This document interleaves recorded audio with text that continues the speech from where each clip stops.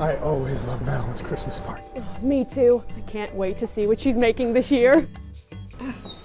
Hey guys, I just pulled my Ratatouille wreath out of the oven. Isn't it pretty? Oh, it's so elegant. That must have taken you forever to make. Oh, I slaved for days. Whoa. It took me about an hour.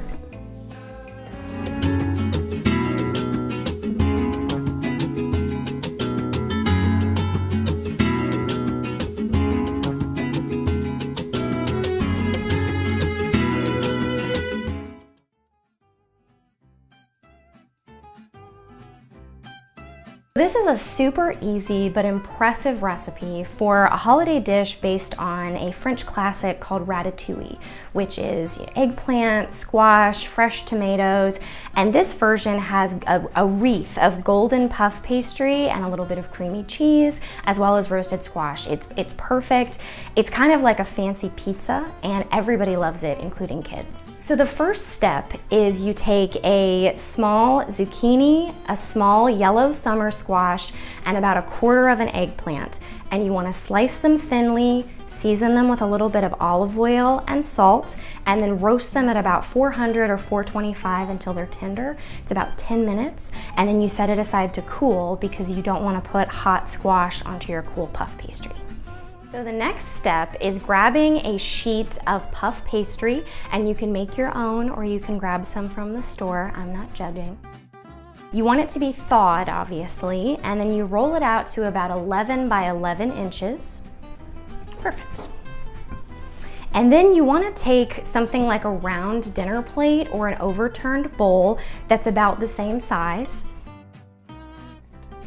Then you put it right down on top and take a very sharp paring knife and you just cut these corners so that you make a perfect circle. And then you can save these corner scraps and cut out decorations. You can put pretty leaves and just sort of brush them onto the top when you're about to bake. So what you want to do now, while it's still pretty cold, is transfer it to a sheet pan that either has a silpat or some parchment paper or even some foil is fine. Because otherwise you'll do all this work and then it'll be stuck to your board. It's not an easy thing to transfer. Then you need something like a bowl that is about maybe 4.5, 4 inches across, and you put it right in the center. And then you don't want to push through, you just want to indent. And in that way, when you pull it up, you have a circle right in the center. Now, you grab your very sharp paring knife, and you want to cut right down the center, and then cut across. And do this very carefully because it's very delicate dough. Okay, and then you're going to cut 2 more times. All right. So then what you want to do is end up with 8 of these triangles. Perfect. Now that you have everything cut, you want to brush or spray a little bit of olive oil over the entire surface.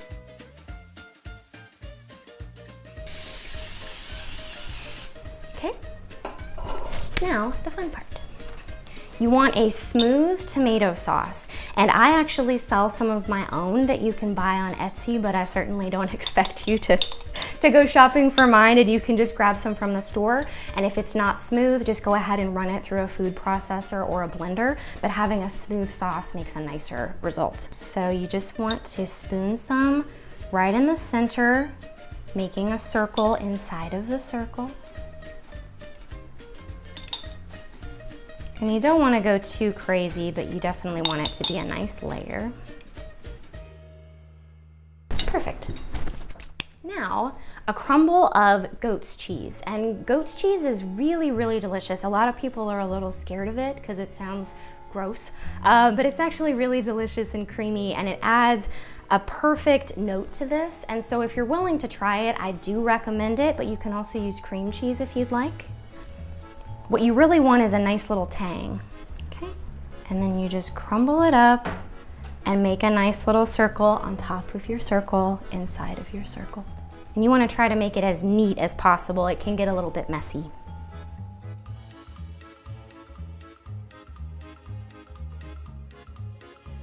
And just like goat's cheese, people are a little bit terrified of eggplant.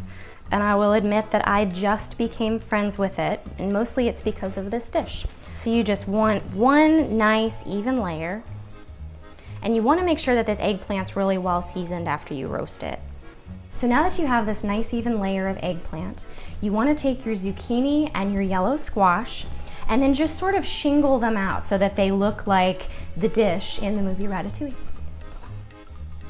And this is a really fun dish to make with kids because it's a lot of hands-on stuff that is really pretty, but it's also really simple. It's good for little hands. Now it's perfect, and it just needs another thin layer of your sauce. That'll go right over the top. And you don't want to do too much because it'll kind of leak out while it's baking. Just a nice, even layer. So it's a ring on top of a ring on top of a ring on top of a ring. You want to make sure that the inside triangles are really, really nice and coated with olive oil because they're going to hang on to the side once you start to assemble your wreath. So what you do is you take a triangle and pull it up and then just kind of pinch in the side, bring it over the squash, and then fasten it on the bottom. So then you do the other side, okay? And then once they're nice and pinned, you just make sure it's perfectly smooth and even. You want to make sure that it's round also, because now you're going to give it one more light coat with olive oil, and then you're going to chill it, and you chill it until it's firm. And so whatever shape it is right now is whatever shape it's going to be when you put it in the oven. So make sure it's nice and round like a Christmas wreath. And you want to take it straight from the fridge to the oven. Bake it at about 400 or 425 degrees for 20 to 30 minutes or until it's nice and puffy and golden brown. Oh, it is perfect. It's golden brown, crispy. It's got that nice richness and color from the olive oil, and then it's got that delicious garlicky tomato sauce, fresh vegetables, creamy goat's cheese. It's absolutely amazing.